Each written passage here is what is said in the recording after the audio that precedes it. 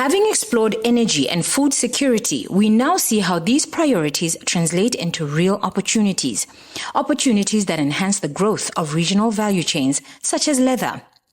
The SADC region is actively working towards promoting and advancing the growth of the regional leather value chain, which is among the 32 priority value chains in the region. The leather value chain aligns to the regional strategic objectives which seek to advance industrialization and regional integration through the agricultural and natural resource-led economic growth. The SADC region is home to millions of herds of cattle, sheep, and goats, which begs the question, where do the byproducts go? How do we harness the potential of this abundant livestock within the region? And how do we effectively benefit from the entire value chain this industry has to offer? Today, we continue to shine the spotlight on projects that benefit from interventions such as the Support to Industrialization and Productive Sectors Program. In short, SIPS. Welcome, Humphrey. Welcome, Nomazulu. Thank you very much for joining us on SADC Insight. Let's start with you, Humphrey. Solidaridad. Is that how I say it? Did I say it right? Perfect. Give us a little bit of a background regarding who you are, how you originate, and how you actually became a beneficiary. Thank you. Solidaridad is an international civil society organization working in 55 countries across the globe. We work in sustainable value chain. The word Solidaridad, it's a Spanish name for solidarity because our work started in Latin America, hence the Spanish pronunciation. Otherwise, what we do is we work with farmers, workers, and miners in different supply chains where we enhance their capacity to produce better.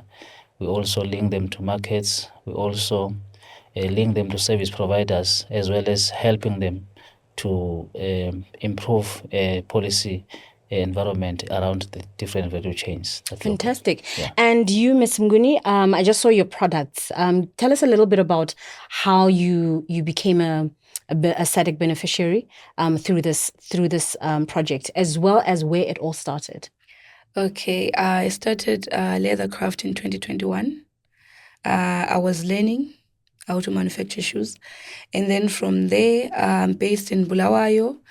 So when the Solidaridad guys came in to support the Bulawayo leather cluster and other SMEs who are in the leather sector, that's where I got to know about SADC and Solidaridad.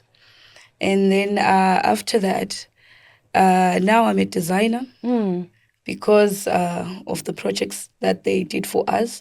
I also did TOT, means train of trainers, in shoe manufacturing. So that's why you saw my products. They are stunning. They're amazing. Thank you. They are amazing. Humphrey, back to you. How do you identify people that you want to support through your program? Our programs are industry-based. For example, this one is a leather project which we implemented in Tanzania as well as in Zimbabwe. Identification of the beneficiaries was based on the leather sector. When we are working with the sector, we talk to the sector players, the leaders of the sector, and then they'll identify beneficiaries who can benefit from the projects that we are delivering. And this is a tangible example of your work, right? Are you seeing a lot of it throughout the region in terms of, the input that you've actually given to the program? Yes, maybe just to go a bit back to the program. It's a program we implemented in Tanzania and in Zimbabwe over a period of 27 months to the tune of $500,000, which we received from SADC.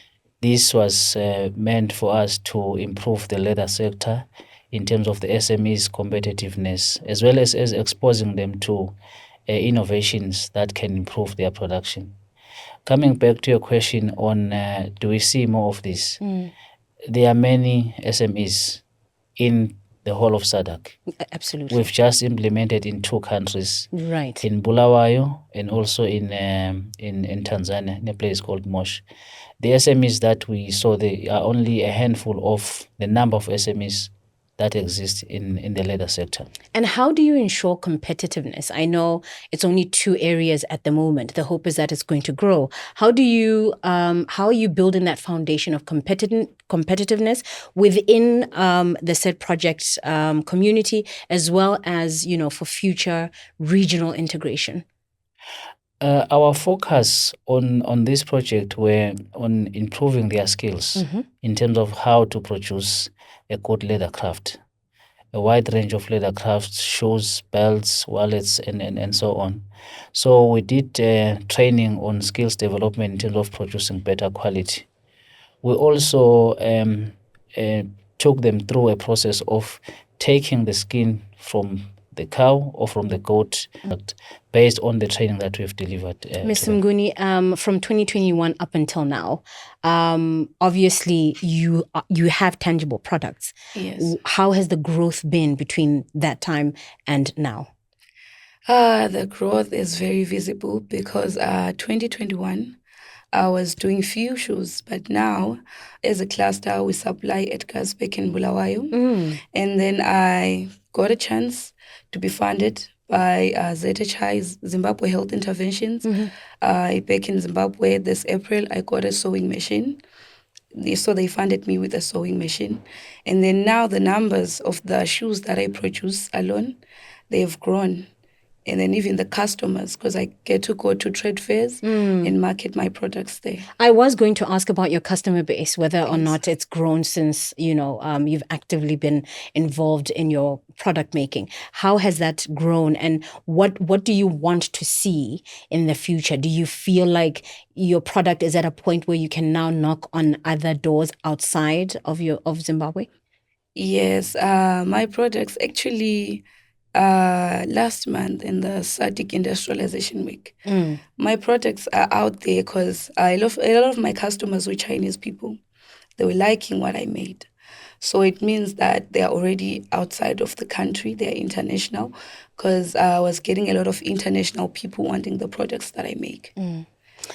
Between the two of you, yes, you wanted to add something? Maybe to add in terms of the market linkages that were established by the product, we exposed the SMEs to different expos, including international trade fairs in Zimbabwe as well as in Tanzania. We also took them to the SADC Industrialization Week, where they were able to identify and establish links with different customers.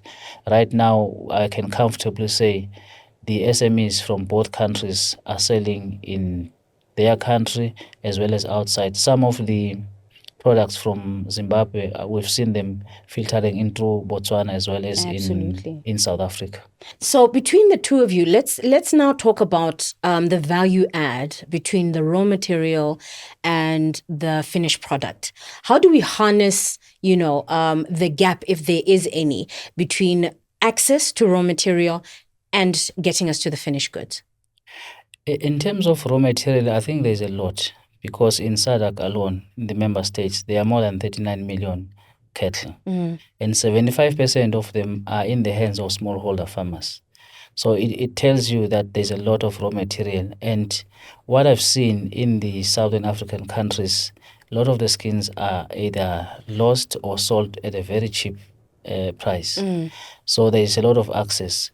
But what I've seen when training the SMEs, value addition is one thing that is lacking, which can be improved, because there are a lot of opportunities for improving or using the leather into making leather crafts across the region.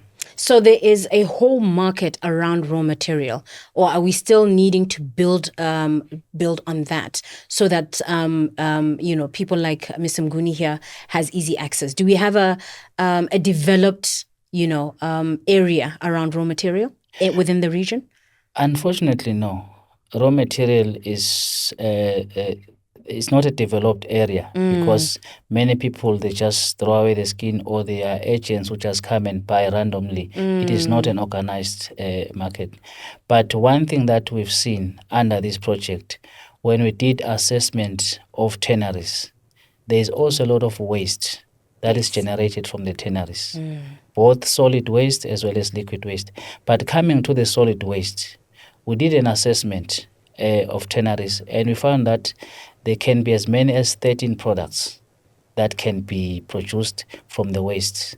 And some of the waste can be used to produce even shoes, because when you split a skin, for example, a cow skin, you have to split it before you can use it. Right. The splits can be used to make shoes, and she has produced good quality shoes. A tangible example of this.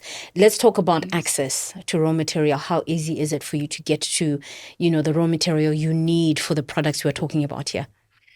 It is easy for some type of leathers, but the problem is that we don't have a lot of colored leathers. So we basically have like few colors that we have access to. But as the market is growing, people want things that have more color, different types of textures. And then the problem is that we always have the same thing for many years. That's where the problem is. Okay. Now, talking about buy, we're always talking about buy Botswana, buy Zimbabwe, buy the region. How do we encourage and invigorate spend? How do you think we can do that within the region so that we support people like you? What I would say is that the government should buy from local customers. Even like local shops, they should buy from local manufacturers so that they keep their factory running.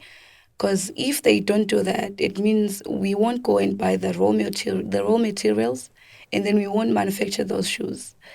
So that's why I'm saying they should buy and give us opportunities, like to supply schools or even to supply the army or police with boots.